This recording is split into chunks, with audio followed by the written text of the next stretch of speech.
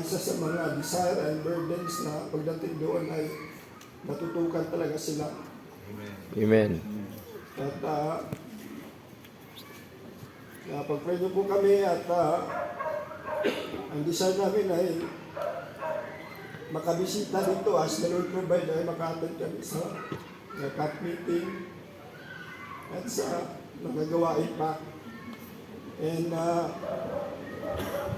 salamat at naging part kayo ng buhay namin at yung demonstration ninyo ay malaki po yung epekto po sa amin. That's why yung truth na meron kami ay ma-manifest yun at malaman din ng mga tao at mga mahal namin sa buhay na merong tunay na Diyos na nagliligtas at nagbabago ng buhay. Amen.